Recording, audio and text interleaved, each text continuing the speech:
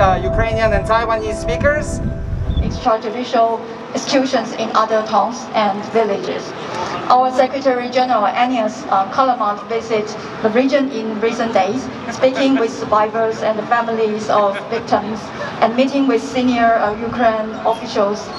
She said the pattern of war committed by Russian forces that we have documented include both unlawful attack and willful killings of civilians. We have met families who loved ones were killed in horrific attacks and whose lives have changed forever because of the Russian invasion. We support their demand for justice and call on the Ukraine authorities and the International Criminal Court and others to ensure evidence is preserved that could support further war crime prosecutions. In Barodonka, Amnesty International found that at least 40 civilians were killed in disproportionate and indiscriminate attacks, which devastated an entire neighborhood and left thousands of people homeless. In Bangcha and several other towns and villages located northwest of Kyiv, Amnesty International documented 22 cases of unlawful killing by Russian forces, most of which were apparently extrajudicial executions. During 12 days of investigation, Amnesty International researchers interviewed 45 people who witnessed or had first-hand knowledge of unlawful killing of their relatives and neighbors by Russian soldiers, and 39 others who witnessed or have first-hand knowledge of the airstrike that target 8 resident buildings. Extrajudicial executions committed in international armed conflicts constitute willful killings, which are war crimes. Indiscriminate and disproportionate attacks carried out with criminal intent are also war crimes. It must end it now. 接下来我用一段中文。Everyone, as Alex introduced me, my name is Kate. I'm a Ukrainian political science student, journalist and communication professional. I just arrived here to Taiwan, and I want to thank you all for gathering here. Want to thank you all, the media, the people of Taiwan, everyone, Ukrainians, and especially I want to thank Academia Sinica that agreed to host us and to help us out in this difficult moment.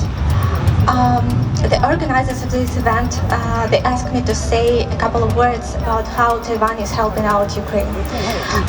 But unfortunately, I cannot cite the exact numbers. I cannot cite the exact amount of help that Taiwanese people are providing to us. But I just know that the help is huge because Taiwanese people and the Taiwanese institutions, they help me out and they provide me this great opportunity to continue studying, to continue to pursue my goal to become a political scientist. And that's a part of the story that I'm willing to tell you now about how I got here and how I managed to flee from Ukraine. To start with, I fled from Kyiv on the 10th or 11th day of war. I don't quite remember which day of war was it and which date was it, because all days were blurry for me. All of them were equally scary for me, and as well as for many Ukrainians. I just decided to go because I didn't feel safe, because I understood that I can help out Ukraine abroad more than I can help in Ukraine, because I'm not a warrior, I cannot fight, so my only weapon is my war. It's like the famous Ukrainian poetess Lesa Ukrainka said once. When I decided to go, it was an instant decision. I just packed some of my belongings, I ignited my car, and I went somewhere to the west. I hadn't any idea of where I was going. And eventually I managed to flee to Warsaw and to cross the Polish border. And after that I was hosted by very good supporters of Ukraine, by the Ukrainian people. And after that I find this great opportunity to study in Taiwan. And by this opportunity provided, I understand how greatly can be Ukrainian-Taiwanese relationship and how many prospects it has, because Ukraine and Taiwan is much more like neighbors than Ukraine and it's the closest neighbor, Russia, because even though we are like in thousands of kilometers, we are still more neighbors than our geographical neighbor. So in that way, I really believe in Ukrainian-Taiwanese relationship, and I hope that this internship will help somehow, and my words will help somehow to tie this relationship. Thanks a lot for listening to me, and to glory to Ukraine and glory to Taiwan. 谢谢大家，荣誉归于乌克兰，荣誉归于台湾。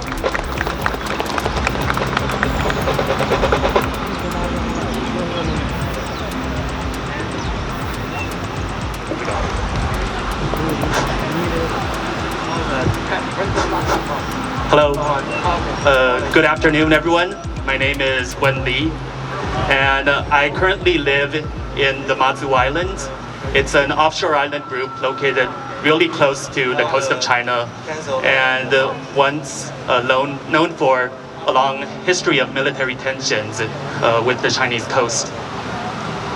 2 months ago, when Putin just began his cruel and unjust invasion of Ukraine, I stood here along with many of our friends present here today to show Taiwan's solidarity with Ukraine and to show our steadfast support for Ukraine. I will just start speaking. 2 months later, Ukraine continues to face aggression from the Russian army, and Taiwan must continue to show support for Ukraine. Once again, I would like to begin with chanting Slava Ukraini with our friends with our friends here. Slava Ukraini! Slava Ukraini! Slava Ukraini! Heroyam Slava! Gratitude to the Ukrainian people for the courage and determination that the Ukrainian people displayed, which has given hope and inspiration to many people around the world. This is especially true for countries like Taiwan or places like the Matsu Islands, which have long lived under the shadow of authoritarian threats. So Taiwan will continue to stand in solidarity with Ukraine, and Taiwan will continue to show our support. And as the old military slogan from Matsu goes, let us strive for the final victory. Thank you.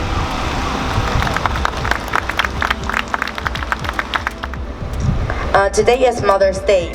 Maybe you are enjoying a Mother's Day meal with your mother, or you maybe enjoy the parent-child time on this precious day.